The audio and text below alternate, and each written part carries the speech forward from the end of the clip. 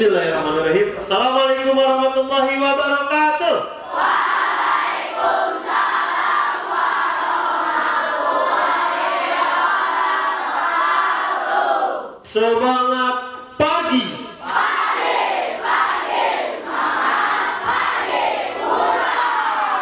Luar biasa. Ya, tepuk tangan buat kita semua. Baik, bismillahirrahmanirrahim. Wassalatu wassalamu ala rasulillah Muhammad ibn Abdillah wa ala alihi wa sahbihi wa mawalah. Rabbi israh li sadri wa yassir li amri wa hlul 'uqdatam min lisani yafqahu qawli, amma ba'du. Pertama-tama tentunya mari kita panjatkan puja serta syukur kehadiratillahir Rabbi Allah Subhanahu wa taala. Ya, yang mana atas kesempatannya kita masih bisa diberikan kesehatan untuk bisa melaksanakan tugas dan kewajiban kita. Bapak sebagai seorang pendidik, kalian sebagai seorang pelajar, untuk apa? Untuk sama-sama menimba ilmu. Ya, salawat serta salam tak lupa kita curah limpahkan kepada baginda Habibana wa Nabiyana Muhammad Sallallahu Alaihi Wasallam.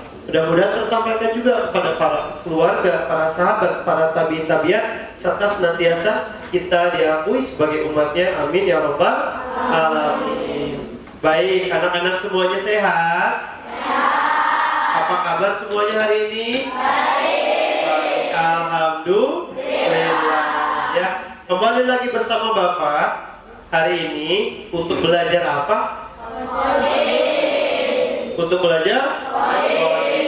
Baik, bisa sama-sama kita lihat ya. Hari ini kita akan melanjutkan materi coding dan kecerdasan artifisial di modul 2 ya, dengan tema bahasan berpikir komputasional, dasar daripada coding dan kecerdasan artifisial. Kecerdasan artifisial itu apa sih? Kalau biasa kalian tahu, sebelum tahu KA, tahu apa dulu? Ya, AI ya. Atau siapa yang tunjuk tangan singkatan daripada AI? Ya, silakan. Artificial intelligence. Oke, artificial intelligence, tepuk tangan. Ya. Nah, hari ini kita akan melanjutkan materi ini. Kita lihat. Oke, apa itu berpikir komputasional? Ya, bisa sama-sama dibaca, silakan di kedua layar. Berpikir komputasional adalah proses berpikir secara logis dan sistematis untuk memecahkan masalah atau untuk memecahkan permasalahan yang sering kita jumpai dan sering kita temui sehari-hari. Ya. Contohnya seperti apa? Contohnya seperti pelajar menyusun jadwal piket kelas. Ya, kalau piket kelas tidak terjadwal, kira-kira jadi masalah atau tidak? Jadi masalah. Karena kenapa? Ketika tidak ada aturan, akan apa yang terjadi? Ya, tidak beratur, jadinya tidak teratur. Siapapun tidak memiliki tanggung jawab karena tidak ada aturan yang sepakati, karena ada kesepakatan kelas tentunya. Baik, lanjut. Kemudian tentunya mengurutkan rumah teman sesuai dengan Dena ya. Kalau misalkan kamu tahu dalam satu kelas teman kamu rumahnya di mana, kamu urutkan, kamu berpikir seperti layaknya komputer, itu juga bisa dilakukan ya. Atau mengurutkan apa? Contoh nih, mengurutkan tempat duduk bisa nggak? Bisa nggak diurutkan sesuai abjad? Bisa. Atau bisa nggak diurutkan sesuai jenis kelamin? Bisa ya. Mau bentuknya lurus, mau bentuknya spiral dan lain-lain, itu disilahkan karena itu dibuat di dalam kelas ya. Berarti apapun yang ingin kamu lakukan, adanya sebuah masalah yang ingin dipecahkan. Nah, ketika kamu ingin berpikir memecahkannya secara logis dan sistematis, berarti kalian semua sudah berpikir secara komputasional ya. Nah, kemudian membawa buku peralatan sekolah ya di dalam tas, mengelola uang jajan kamu, itu pun berpikir komputasional ya. Kemudian membuat mie instan, itu contoh yang kamu lakukan ya. Kemudian ini adalah keterampilan memecahkan masalah secara logis dan sistematis tadi, sehingga solusinya bisa diikuti oleh manusia bahkan komputer. Ya, sekarang Bapak tanya, yang berpikir komputasional, berpikir sistematis, berpikir logis, apakah itu artinya otak kita tidak lebih pintar daripada komputer? Yang lebih pintar itu otak manusia atau komputer? Otak manusia. Kemarin karena apa? Karena apa? Karena apa? Karena yang membuat AI juga manusia. Nah, tepuk tangan. Ya, karena yang membuat perintahnya adalah manusia. Ya. Kemarin kan sudah dibahas bahwa kecerdasan artifisial itu adalah kecerdasan buatan yang dibuat oleh siapa? Oleh manusia. Sehingga dikumpulkan menjadi banyaknya informasi. Ya, biar kita tidak merasa ketinggalan, berarti manfaat daripada AI itu harus apa? Harus kita gunakan dengan bijak, ya. Nah, perhatikan, lihat kuncinya kepada tiga ini. Logis, sistematis, untuk apa? Memecahkan sebuah masalah, ya. Ada enggak ketika kita berpikir suka tidak logis? Ada enggak? Ya, terlalu banyak menggunakan perasaan, akhirnya logika ditinggalkan. Benar enggak? Benar, ya. Maka dari itu sebagai pelajar kita harus logis dan sistematis. Kemudian ada 4 prinsip utama berpikir komputasional. Ya, coba yang pertama dibacakan oleh silakan. Ya. Ya, yang pertama apa ya? Dekomposisi, membaca masalah besar menjadi bagian-bagian kecil yang lebih mudah dikelola. Oke, ya. Yang pertama ada dekomposisi. Ya, dekomposisi itu apa? Proses memecah masalah besar menjadi bagian-bagian kecil yang lebih mudah untuk dikelola, ya. Perhatikan. Yang kedua, ya. Yang kedua ada apa? Nih, ada pengenalan pola.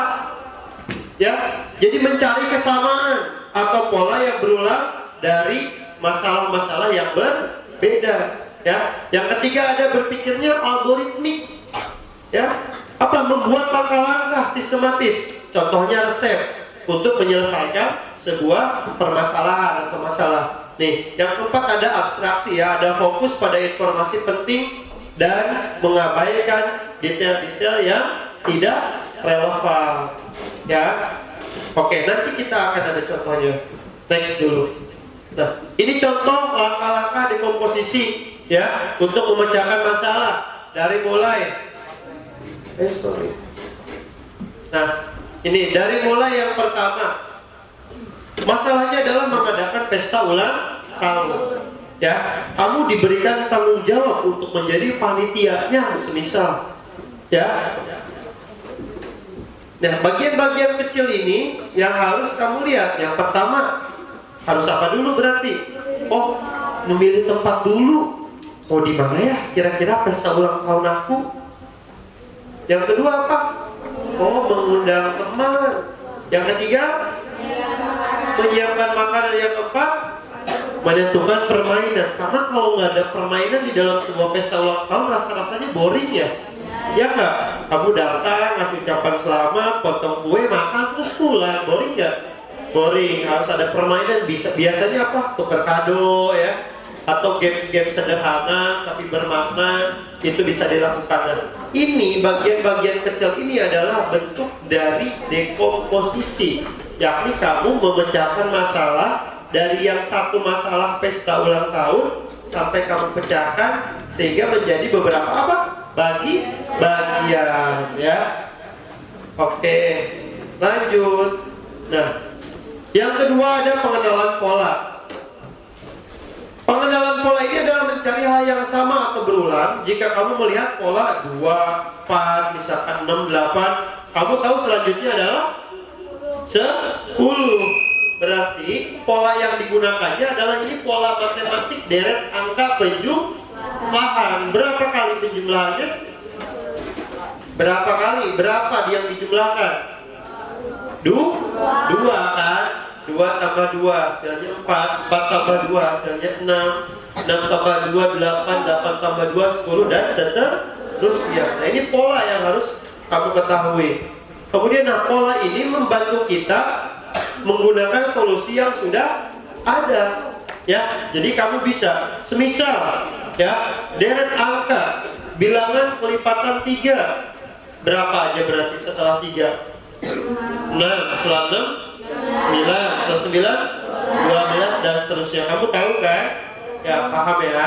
Nah, kemudian dalam coding ini adalah saat kita menggunakan pengulangan atau loop ya, agar tidak menulis kode yang sama berulang kali. Nanti kita jelaskan.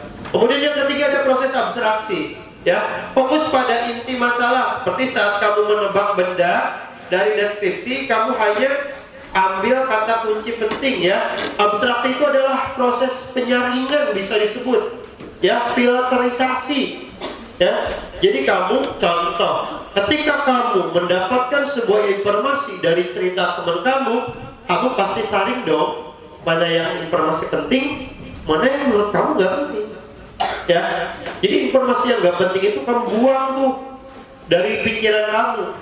Yang penting-penting ya kamu simpan. Nah itu proses daripada abstraksi ya. Dalam coding kita hanya menggunakan variabel dan fungsi yang relevan agar kode tidak rumit ya. Jadi dipilih-pilih secara simpel agar apa? Agar tidak menyulitkan ya. Nah kemudian berpikir algoritmik atau membuat resep. Contoh, tujuannya membuat roti lapis. Nih, siapa yang suka membuat roti? Pernah nggak kamu membuat roti? Atau sama kayak bapak makan roti saja? Ya, nggak apa-apa. Kita sebagai konsumen. Kemudian ini contoh membuat roti lapis. Ya, ini adalah hasil yang kita inginkan. Ya, langkah 1, siapkan bahan, benar nggak? Nah, ambil roti, selai dan pisau. Langkah kedua, oleskan selai. Ya, selainya dioleskan, biasanya pakai pisau, ada juga yang pakai garpu ya, ada yang pakai sendok, pakai garpu buat tusuk. Perhatikan. Kemudian oleskan selai di atas 1 lembar roti. Kalau rotinya roti lembar tuh kayak sari roti ya, ada kan? Ya, sama merek-merek yang lain ya. Kemudian langkah ketiga, tutup dengan lembar roti yang lain jika kamu ingin 2 roti ya yang digabung. Kemudian selesai, roti lapis siap dimakan. Tergantung kamu mau menggunakan selai, kamu menggunakan coklat misalkan dikombinasi dengan keju dan lain-lain sebagai pelapisnya. Nah itu adalah contoh berpikir secara algoritmik dari awal apa yang harus kamu lakukan hingga selesai ya. Oke, kira-kira paham tidak? Paham ya. Baik, lanjut. Nah ini contoh daripada berpikir komputasional itu adalah sebagai apa? Sebagai dari dasar. Ternyata dasar dari apa? Coding dan AI ya, atau KA tadi. Yang pertama coding, menulis instruksi langkah demi langkah untuk komputer. Ya, siapa yang menentukan langkahnya? Kita, ya, sebagai manusia. Ya, AI atau kecerdasan artifisial yang membuat komputer bisa berpikir dan belajar seperti manusia. Berarti poinnya, kira-kira biru, AI itu bisa menggantikan posisi manusia nggak sih? Tidak bisa. Atau AI barangkali lebih pintar daripada bapak ibu guru nggak sih? Enggak. Oke. Siapa? Ya, Riando, Erlangga, coba ke depan. Oke, Riando. Kira-kira menurut Riando, guru itu perannya bisa digantikan oleh AI nggak sih? Enggak. Kenapa? Karena kalau guru itu bisa langsung memberikan materi, sedangkan kalau AI harus ditanya dulu. Oke, tepuk tangan. Apa? Guru itu bisa peka terhadap masalah yang sedang terjadi. Ya, contoh, nih dalam satu kelas ini, di kelas AFI namanya, ya, ada 1-2 orang yang sedang mengantuk, mendengarkan instruksi gurunya sambil tidur. Itu masalah bukan? Masalah. Nah, maka dari itu Azka, silakan cuci muka dulu Azka. Ya, Azka, cuci muka dulu silakan. Kenji juga sama, cuci muka dulu silakan. Ya, jangan ngantuk. Kamu ngantuk tadi, cuci muka dulu. Nah, itu contoh daripada guru yang bisa langsung mengambil apa? Mengambil tindakan. Benar kan, Ando? Kalau AI, misalkan kita buka aplikasi AI apapun, mau Gemini, mau ChatGPT dan lain-lain, kita tanya dulu dong. Halo ChatGPT, misalkan saya melihat ketika saya sedang menjelaskan, murid saya banyak yang mengantuk. Apa yang harus saya lakukan? Sama nggak? Sama ya. Tidak bisa membuat tindakan secara langsung. Ditanya dulu. Belum nanti kamu, bener nggak sih ini jawabannya si ChatGPT? Apa ngaco? Ya. Jawabannya mungkin saja benar. Ya, mungkin saja keliru. Kenapa mungkin saja benar? Karena itu barangkali udah banyak sekali orang-orang yang bertanya seperti itu. Ya, oke. Apakah AI bisa menyelesaikan masalah tadi ada murid yang mengantuk? Bisa. Cuma harus apa kata Rando? Ditanya dulu, lama nggak? Lama, ya. Berarti lebih pintar AI atau manusia? Lanjut. Ya. Nah, contohnya konsep daripada coding AI itu adalah ada 3. Yang pertama input, ya, kamu masukkan, kemudian nanti diproses, dan output, ya, atau luaran. Nah, contohnya seperti apa, Wawan? Lihat Putra, baca silakan ke depan. Inputnya apa? Buah, misalkan air, menekan tombol start dan lain-lain sebagai yang kamu perintahkan. Ya, prosesnya apa? Ya, mesinnya menyala. Seperti ini contoh. Lihat, Bapak perintahkan, Bapak pencet, Bapak tekan, ada laser berwarna merah. Kalau tidak Bapak tekan, muncul tidak? Tidak. Nah, ya, ini apa? Berarti kan itu sebuah mesin. Ada proses, Bapak tekan, baru muncul. Ya, itu prosesnya. Ya, outputnya, Bapak selesai tekan, muncul, hilang, ya, itu contoh. Lanjut. Nah, alur logika dalam coding itu ada apa? Ada sekuensial, ada percabangan dan perulangan, ya. Nanti ini kita bisa dibaca lebih jauh, ya. Oke, bisa dibaca dulu ya, baik di depan silakan. Perintahnya kalau sekuensial itu dieksekusi satu persatu sesuai urutan, ya. Contoh resep masak tadi harus apa? Diikuti dari mulai langkah 1 sampai langkah terakhir, ya.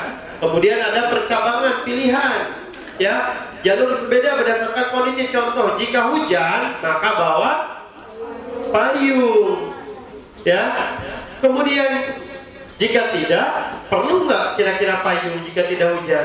Tidak perlu. Nah, ini percabangan itu pilihan daripada kita sebagai manusia. Baik, yang ketiganya adalah looping, ya, perulangan. Perulangannya apa? Mengulangi perintah sampai kondisi tertentu terpenuhi. Contoh, saat berjalan, kaki kanan dan kaki kiri melangkah berulang-ulang sampai kamu sampai ke tujuan. Bener nggak? Apakah kamu pernah melangkahkan kaki begini terus dari rumah sampai sekolah? Atau dari ruang api sampai ke toilet, ya? Kamu memposisikan kaki kiri selalu di depan, gini. Apakah begitu? Tidak. Padahal kamu tidak perintahkan secara langsung kaki, ya, tapi secara alamiah dengan sendirinya pasti kaki kanan dan kiri yang saling bersilangan atau bergantian, ya. Nah, ini proses perulangan. Oke. Nah, ini yang paling menarik. di dalam sebuah coding ya atau dalam belajar komputasional itu ada plug dan unplug. Ya, ingat ada apa aja? Ada plug dan unplug. Plug ya dengan komputer menggunakan perangkat teknologi seperti tablet atau laptop. Contoh membuat game sederhana di Scratch ya atau menyelesaikan misi di kode.org misalkan ya. Ini plug tadi, game kita kemarin plug bukan? Plug ya. Sekarang ada unplug. Unplug itu yang tanpa komputer. Kamu suka main apa? Main Monopoly, itu unplug bukan? Unplug siapa yang pernah? Oke, atau kamu main tapak gunung ya, kamu main permainan yang lain, main kartu ya, itu unplug bukan? Unplug, ada aturannya nggak? Ada boleh nggak kecurangan? Tidak boleh ya, itu contoh unplug ya. Nah, jadi permainannya sama menggunakan kode. Ini tapak gunung itu permainan yang kamu melempar kemana, ntar kamu ya bete kalau bahasa di sini kan, yang di sana ada tuh. Nah, itu unplug. Contoh unplug juga dalam permainan bola kasti. Ada yang namanya juggling bola, seperti yang dilakukan Pak Hamdan. Ya, satu bola, lempar kanan, tangkap kanan. Itu perintah bukan? Perintah. Yang kedua, lempar kanan, tangkap kemana? Kiri. Itu perintah bukan? Perintah. Yang ketiga apa? Udah bisa, baik. Lanjut ditingkatin lagi. Menggunakan dua bola. Lempar kanan, lempar kiri. Ya. Setelah itu apa? Wah, udah bisa Pak, lempar kanan, lempar kiri. Menggunakan 3 bola. 2 bola di tangan kanan, 1 bola di tangan kiri. Lempar kanan, lempar kiri, lempar kanan. Terus begitu sampai selesai. Nah, itu contoh daripada unplug. Ya, paham? Paham? Oke. Kita next. Nah, ini memahami variabel dan percabangan ya, bisa kita diterapkan di dalam kelas kita sehari-hari. Oke, terima kasih. Terima kasih. Oke, tepuk tangan buat kita semua. Nah, sekarang kita lanjutkan untuk mencoba apa yang sudah kita tadi kerjakan bersama-sama. Dilihat ya.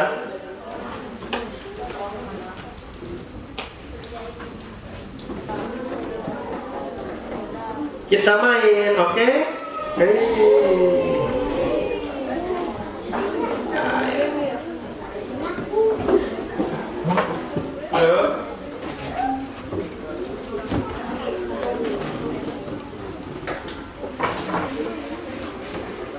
Oke, mau yang mana? Burung. Oh, musik nanti harus dilihat ini ya, musiknya. Dan mau musik. Kita teka-teki dulu. Coba lagi teka-teki dulu ya. Kita coba. Oh, ini sudah ternyata. Jangan teka-teki berarti. Kita labirin. Udah, burung. Oke, kita burung.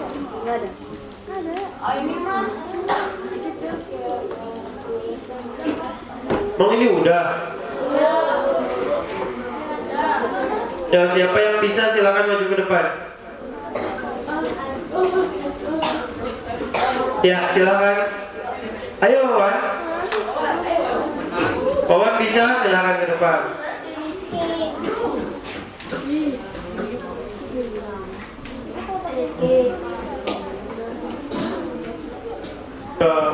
Yo, kira-kira berapa derajat itu? Ayo, Rando, coba Rando. Bisa Rando ke depan?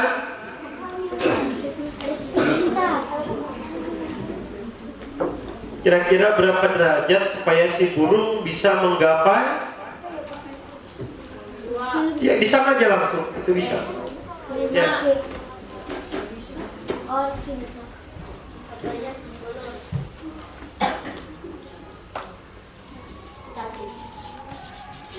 Ayo, burung pasti makan apa? Oke, tepuk tangan ya. Oke, lanjut ya dong. Oke, kita coba. Yuk. Sekarang kalau ke sana berapa derajat? Coba lihat.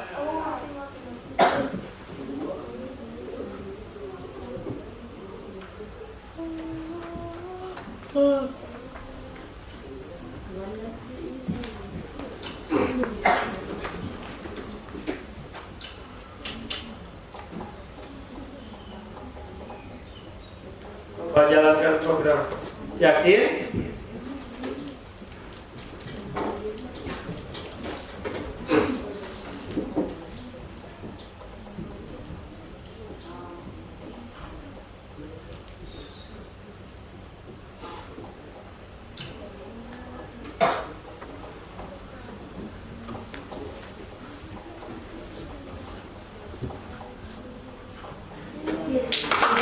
Oke.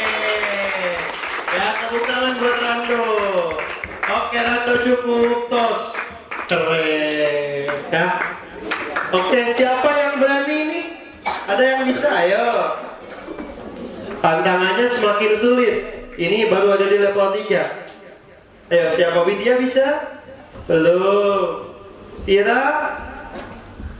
Maul? Ayah? Wawan berarti Wawan? Oke, nggak apa-apa, kita lanjut ya. Ya, itu contoh permainan ya, game 1. Kemudian kita lanjut ke game 2 ya.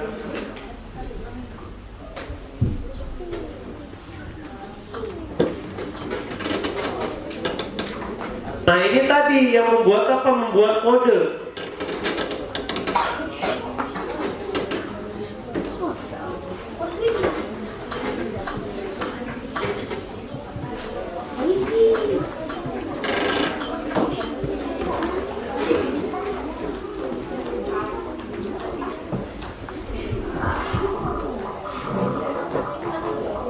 Is this a fish? Ya. Oke, silakan yang memisahkannya. Siapa yang mau duluan?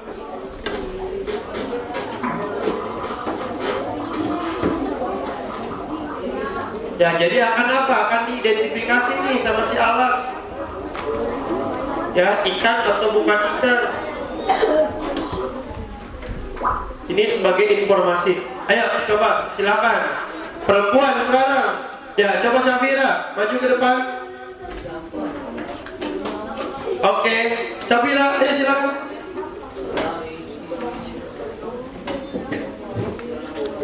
Ya, coba lihat. Oke, ayo. Oke, kamu yang akan menseleksi. Continue aja. Continue. Ya. Ya, apa-apa. Baik.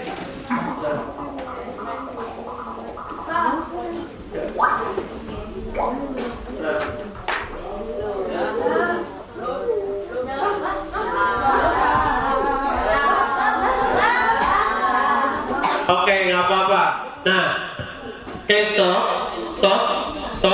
Baik, udah. Ya, nggak apa-apa.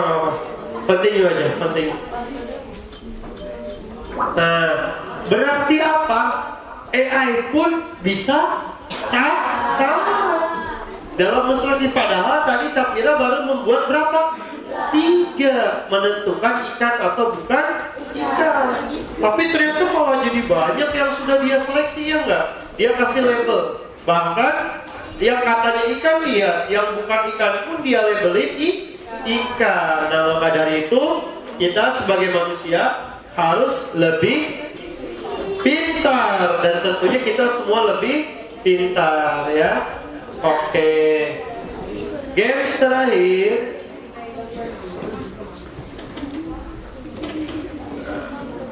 Kita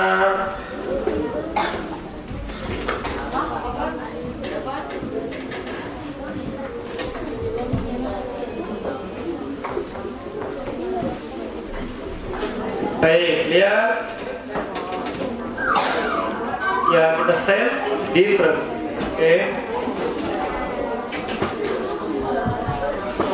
Oke, yang mana?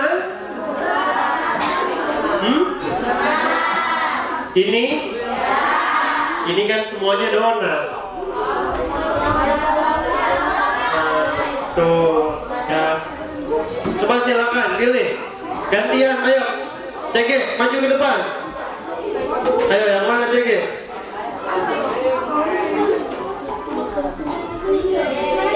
Benar? Betul, oke, terima kasih Cici. Selanjutnya kita akan evaluasi dari apa yang sudah kita pelajari hari ini, ya, evaluasi dan juga refleksi diri. Nah, kira-kira materi hari ini kamu sudah paham? Sudah paham? Sudah ya.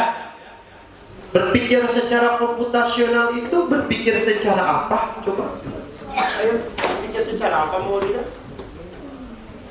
Secara logis, dan sistematis. Iya, secara logis dan sistematis. Berarti masih paham, masih ingat ya. Tepuk tangan dong buat Maulida.